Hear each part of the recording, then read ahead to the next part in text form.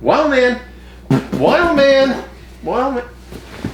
Greetings and salutations, Papi. Hey, how you doing? So, do you have anything you want to say to the fans of Papi and the Wildman out there? Well, I don't know if we officially welcome them to summer. It's summertime now in the USA. Matter of fact, this is the 4th of July weekend. Independence Day is tomorrow. So that makes today the 3rd. I mean, I appreciate what you're doing. You're capturing this moment in time. But I think talking about summer, talking about the weather, talking about the days, is pretty uninteresting to people. So I think we should give the fans of Papi and the Wildman something they could sink their teeth into. Is there anything you want to do performance-wise that you could, say and do?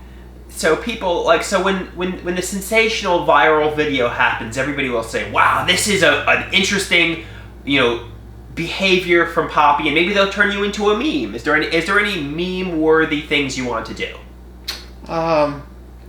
Maybe be one of those silent performers. I'm trapped in a box. Oh yeah, what are they called? Mimes. You're like a mime. Okay, cool. Maybe I'll turn you doing a mime into the meme.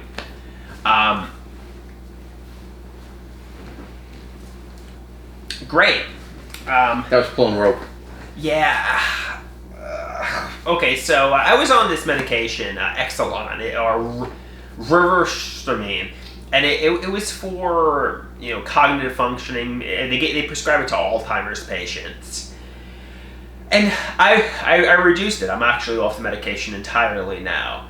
And I find I have a hard time recalling, thinking my cognitive functioning has actually gotten worse. And it's frustrating because I had a point I wanted to make, like as you were doing the mime. I thought of it, then I couldn't remember it. I hope, I don't have a form of dementia from taking these medications, because dementia is what it ain't. Dementia is what it ain't. See, people like the what it ain't, Yeah. But also people like what it is. Exactly.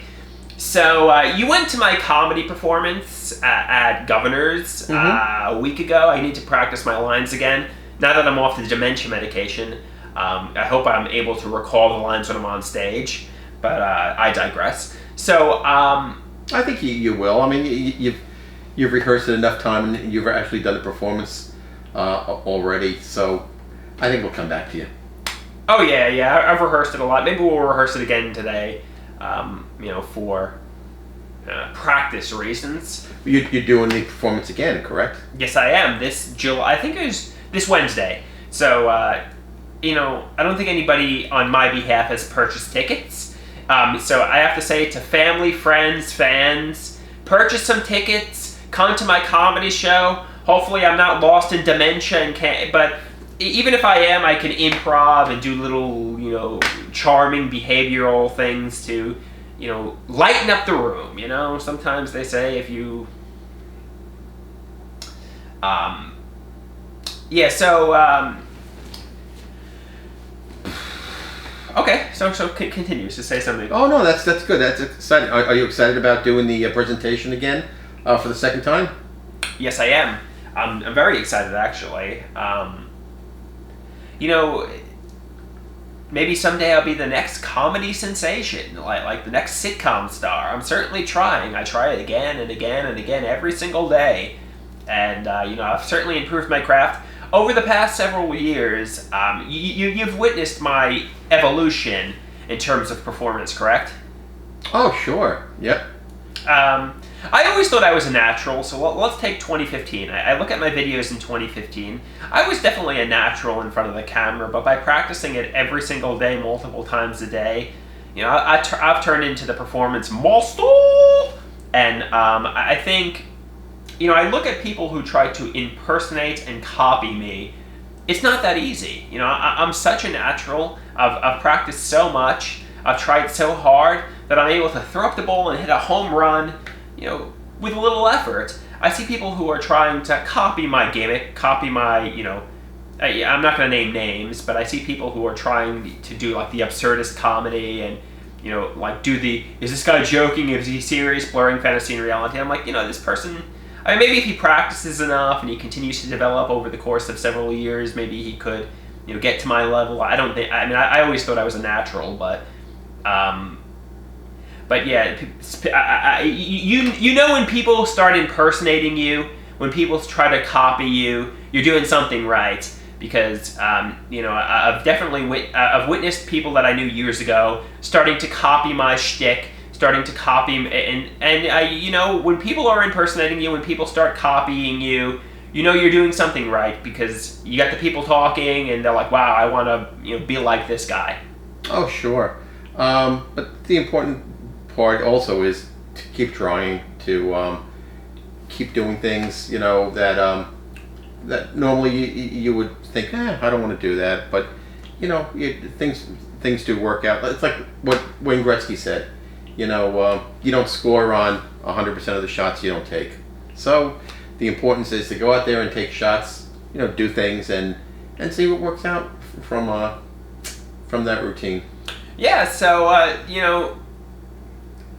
people who were initially critical of me, people who initially thought that what I was doing was trash or rubbish, are beginning to see, actually this is pretty brilliant, actually this is pretty innovative, this is pretty groundbreaking, and they're trying to impersonate and copy me and, maybe even try to steal my idea.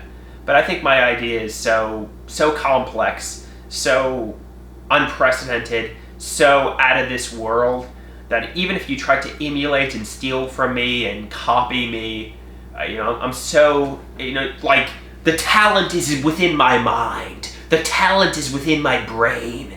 So to actually steal from me, what you would need to do is you would need to steal my brain, then implant my brain in your head. And so far, in the year 2021, that's impossible. You can't steal somebody's brain and implant it into your head to steal their performance abilities. That's just not possible. Unless you're like Ted Williams. Who's Ted Williams? He was a baseball player, and he was a little bit. He thought outside of the box, but he has his. When he died, he had his head frozen. Walt Disney did that too. Walt Disney had his head cryogenically frozen. I heard there are certain worms that got cryogenically frozen in Antarctica or whatever. They thawed them out. They're over like 30,000 years old, and the worms came back to life. So maybe someday, they'll be able to unfreeze Walt Disney, and there'll be like zombie Walt Disney that comes back to life. So maybe I'd go to that theme park. Yeah, I would go to. You see, I would definitely go to zombie world. So maybe someday when I pass away, I'll have them cryogenically freeze me. So when they thaw me out, I can come back to life, thousands of years from now, and they'll say, wow, we thought out the Van Gogh of the year 2021. And that is what it